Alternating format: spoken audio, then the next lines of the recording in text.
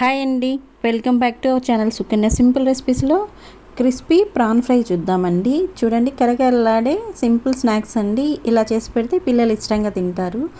ముందుగా అయితే రొయ్యల్ని కొద్దిగా వెనిగర్ కానీ నిమ్మకాయ కానీ కొంచెం అంతా ఉప్పు వేసుకొని మంచిగా క్లీన్ చేసుకొని రన్నింగ్ వాటర్లో ఇలాగా వాటర్ లేకుండా పక్కన ఉంచుకోవాలి. రొయ్యల్ని ఈ విధంగా చూపించిన విధంగా కట్ చేసుకోవాలండి. దానిలో ఉన్న నరం అంతా తీసేస్తాం కాబట్టి ఇప్పుడు రొయ్యలకి సరిపడినంత ఇవైతే 1/2 kg రొయ్యలండి.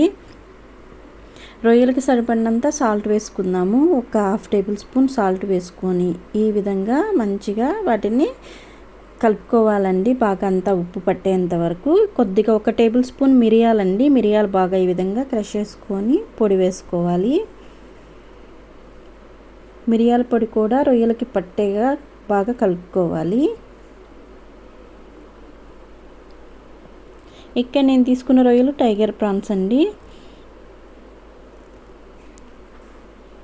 ఇప్పుడు ఒక 2 టేబుల్ స్పూన్ వరకు కార్న్ఫ్లోర్ వేసుకుందాము. కార్న్ఫ్లోర్ వేసుకున్న తర్వాత బాగా అంతా వాటర్ అంతా పీల్ చేస్తుందండి. ఈ విధంగా మనం ఈ విధంగా వేసి బాగా డస్టింగ్ చేసుకోవాలండి.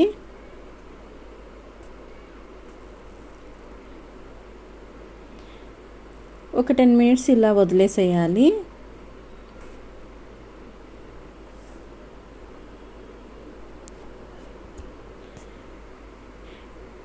ఇప్పుడు మనము ఒక పౌడర్ అయితే ప్రిపేర్ చేసుకుందామండి. ఇవి క్రిస్పీగా రావడానికి. చూడండి, ఇది కొంచెం అంతా రైస్ ఫ్లోరు, కొద్దిగా మైదా. ఇక్కడైతే నేను అటుకుల పౌడర్ తీసుకున్నానండి. అటుకుల పౌడర్ కానీ ఓట్స్ పౌడర్ కానీ తీసుకోవచ్చు. క్రిస్పీగా వస్తుందండి రొయ్యలు. కొంచెం అంత ఆర్గానో వేసాను, కొద్దిగా అంత మిరియాల పొడి, కొంచెం అంత సాల్ట్ వేసుకొని ఈ పౌడర్ అయితే ప్రిపేర్ చేసుకున్నాను.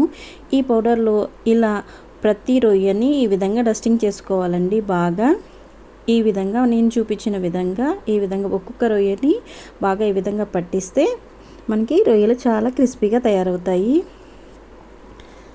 చూడండి, ఇలా పట్టించుకోవాలి.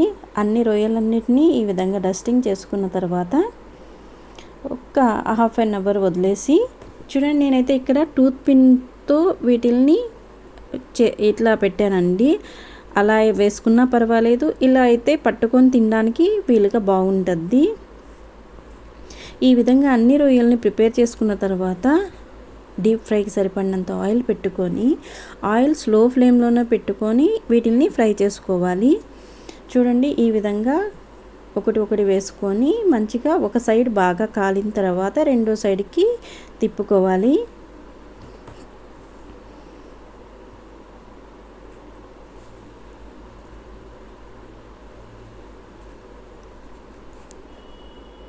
రెస్టారెంట్లోనే కాదండి, ఇంట్లో చక్కగా ఇలాగా ఈజీగా సింపుల్ మెథడ్లో ఇలా చేసుకోవచ్చు.